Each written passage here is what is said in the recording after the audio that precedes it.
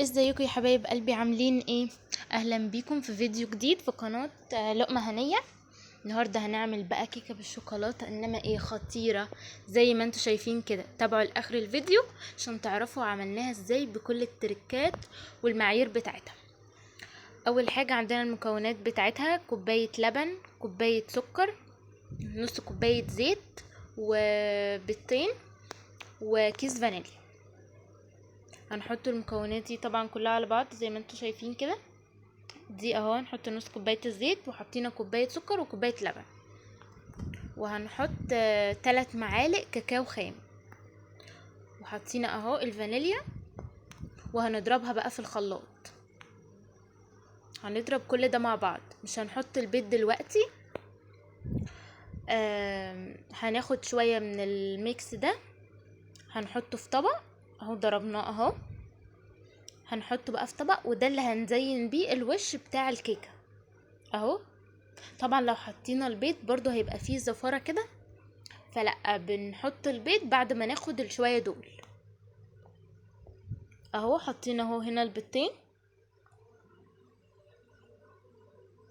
وهنضربهم تاني بقى كويس جدا عشان المكونات تتجانس مع بعض.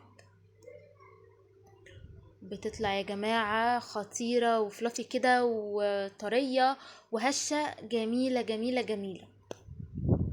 بس اعملوها بنفس المعايير اللي انا قلتلكوا عليها دي اهو. كده ضربناها في الخلاط اهو مع بعض.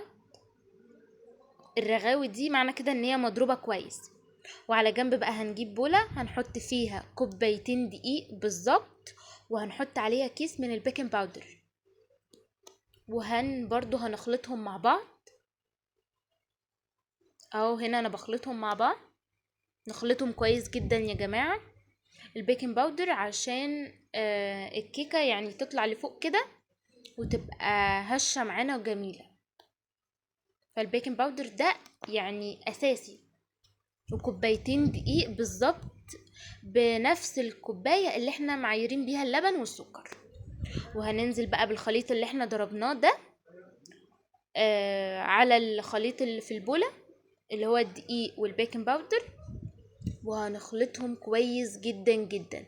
طبعا انتي لو عندك مضرب كهربائي احلى بكتير، بس انا هنا ما عنديش فعملت بايدي. بصوا بتطلع جميلة بقى، وبنعجنها كويس جدا لحد ما يبقى الخليط كده بقى. هنصبه بقى في صينية مدهونة سمنة ودقيق، يعني مبدرينها بالدقيق كده، ونخبط الصينية كده كذا مرة لتحت كده علشان نتأكد ان هي كويسة جدا. وهندخل بقى الفرن ربع ساعة ونشوفها بقى بعد كده. بصوا بقى تطلع خطيرة خطيرة يا جماعة بجد، الصورة ظلمة. بصوا، وحطينا طبعا بقى شوية اللي احنا خليناهم في الاخر دول، حطيناهم على الوش بقى. بصوا الجمال والحلاوة، جميلة جدا جدا يا جماعة.